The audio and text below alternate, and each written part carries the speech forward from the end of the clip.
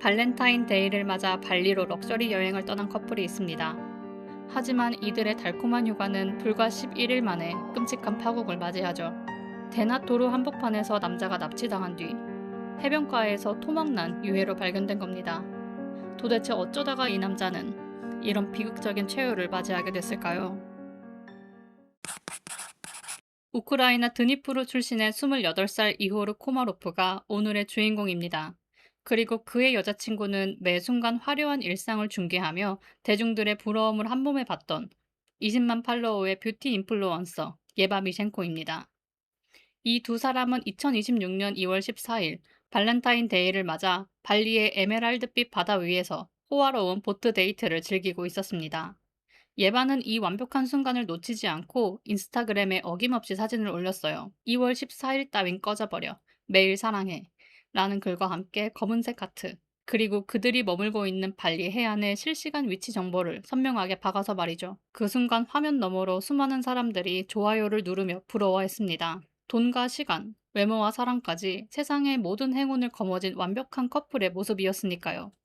하지만 참 잔인하게도 바로 그 시각, 액정 화면을 뚫어지게 노려보며 사악한 미소를 짓던 자들이 있었습니다. 이들에게 예바의 행복한 게시물은 그저 평범한 일상 자랑이 아니었습니다.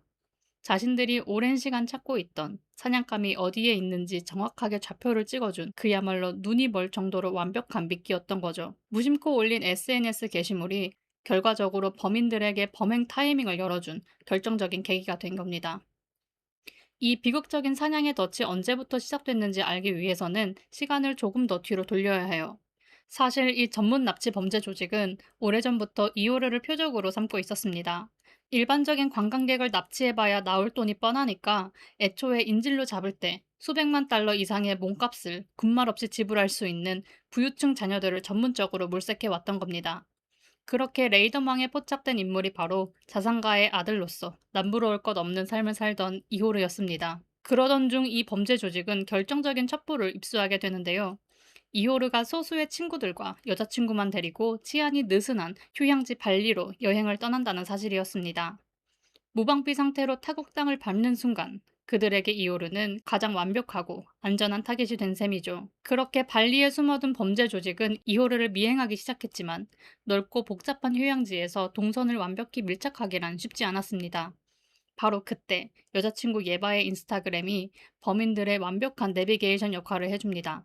예바는 방문하는 럭셔리 빌라, 식당, 보트 투어 동선을 실시간으로 태그하며 올렸고 범인들은 이를 모니터링하며 이호르 일행이 완전히 방심하고 있다는 확신과 함께 기습 타이밍을 잡았습니다. 그리고 발렌타인 바로 다음날 아침인 2월 15일 스쿠터를 타고 평화롭게 이동하던 이호르의 일행 앞으로 붉은색 차량과 오토바이 무리가 군사작전처럼 들이닥칩니다. 함께 있던 친구가 어찌할 새도 없이 대낮도로 한복판에서 이호르는 꼼짝없이 차량 안으로 강제 납치되어 흔적도 없이 사라지고 맙니다. 경찰이 출동해 범행 차량의 동선을 추적하며 발리 타바난의 한 빌라를 급습했지만 내부에는 주인을 잃은 소지품과 불길한 혈흔만 가득할 뿐 이호르의 행방은 묘연했습니다. 그리고 며칠 뒤 텔레그램을 통해 전 세계를 공포에 빠뜨린 충격적인 영상 한 편이 공개됩니다. 영상 속 남자는 도저히 이호르라고는 생각할 수 없을 만큼 처참하게 망가져 있었습니다. 피떡이 된 얼굴에 눈가는 시퍼렇게 멍이 들었고 눈동자는 초점을 잃어 흐릿했죠. 가해자들은 이호르가 저항하거나 도망치지 못하도록 고농도의 마약성 약물을 강제로 주입해 몽롱한 상태로 만든 것입니다. 더 눈을 의심케 한 것은 그의 왼팔이었습니다. 손이 있어야 할 손목 끝에는 피가 허옇게 말라붙은 투박한 붕대 더미만 칭칭 감겨 있었습니다. 돈을 뜯어내기 위해 손목을 자르고 다리를 부러뜨리는 잔혹한 신체 훼손 고문을 가한 것입니다. 범인들이 요구한 금액은 무려 1,000만 달러, 하나로 약 130억 원에 달하는 천문학적인 액수였습니다. 이호르는 이 지옥 같은 공포 속에서 카메라를 바라보며 부모님에게 울부짖었습니다. 이 사람들은 진짜 무서운 조직이에요. 경찰에 절대 연락하지 말고 돈을 주세요. 제발요. 그런데 그가 남긴 말 중 가장 가슴을 치는 비극적인 대목이 있었습니다. 바로 본인의 몸에 감염이 시작되었다는 절규였죠. 마약이 퍼진 게 아니었습니다. 비위생적이고 으슥한 외딴 빌라에 갇힌 채 잘려나간 손목 단면과 부러진 뼈 사이, 찢어진 상처 틈새로 치명적인 박테리아가 침투한 것입니다. 상처가 썩어 들어가며 폐혈증성 심각한 감염이 진행되자 이호르는 본인이 곧 죽을지도 모른다는 극심한 공포 속에서 상처가 감염돼서 그냥 죽어가고 있어요. 제발 집에 가게 해주세요라고 부모님에게 목 놓아 애원하던 것입니다. 여기서 우리는 이 비극이 왜 그토록 잔인하게 흘러갔는지 그 내막을 다시 한번 들여다봐야 합니다. 사실 이 범죄는 단순히 우연히 겹친 일반적인 납치 사건이 아니었습니다. 범죄 조직이 타겟의 재력을 정확히 알고 해외여행지라는 취약점을 노려 집요하게 파고든 철저한 기획수사형 범죄였죠. 그리고 그 기획의 마지막 퍼즐을 완성해준 장본인이 바로 여자친구 예바의 SNS였던 것입니다. 그녀의 계정은 20만 명의 팬들과 소통하는 화려한 전성기의 상징이었지만 범죄 조직에게는 실시간으로 타겟의 목을 조를 수 있는 완벽한 정보 창구였습니다. 언제 어디서 누구와 어떤 이동수단을 이용해 움직이는지 가만히 앉아서 다 확인할 수 있었으니까요. 특히 발렌타인데이 당일 올린 게시물은 범인들에게 최종 승인 사인이나 다름이 없었습니다. 방심한 채 축제를 즐기고 있는 동성과 보안의 취약점을 실시간으로 확정 지어준 꼴이었죠.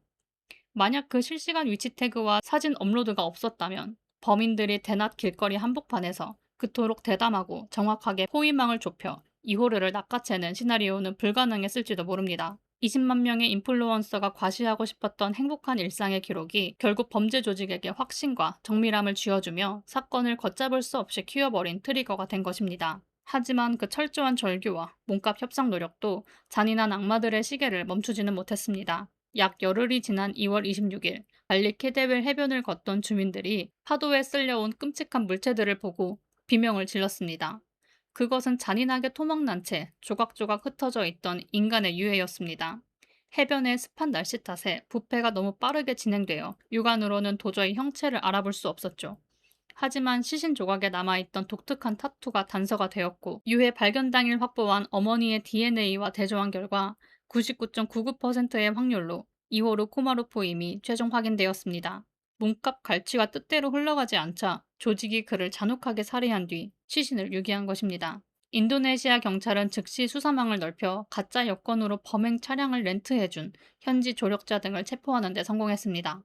하지만 슬프게도 이 잔인한 고문과 살인을 직접 실행한 외국인 핵심 용의자 6명은 이미 한 명당 2~3개씩 가지고 있던 위조 여권을 사용해 교묘하게 발리를 빠져나가 해외로 도주한 상태였습니다. 이들은 현재까지도 인터폴 적세 수배령이 내려진 채 국제적인 추적을 받고 있습니다. 한편 사건 이후 온라인상에서는 여자친구 예바의 실시간 게시물을 두고 보안 불감증이 부른 탓이다 라는 대중들의 거센 비난과 논쟁이 일기도 했습니다. 물론 경찰의 공식적인 조사 결과 그녀에게 제기된 위법 혐의점은 전혀 없었죠. 예바는 사건 직후 잠시 인스타그램을 멈추고 슬픔을 표시했지만 한 달여가 지난 3월 말부터 피드에서 이호르의 흔적과 사진들을 모두 정리한 뒤 다시 예전처럼 활발하게 인플루언서 활동을 이어가고 있습니다. 푸른 바다 위에서 찍은 화창하고 완벽했던 사진 한 장, 대수롭지 않게 여겼던 일상의 과시가 누군가에게는 범죄 확신을 쥐어준 나비 효과가 되어 한 젊은 청년의 삶을 가장 잔혹한 비극으로 끝맺게 만들고 말았습니다.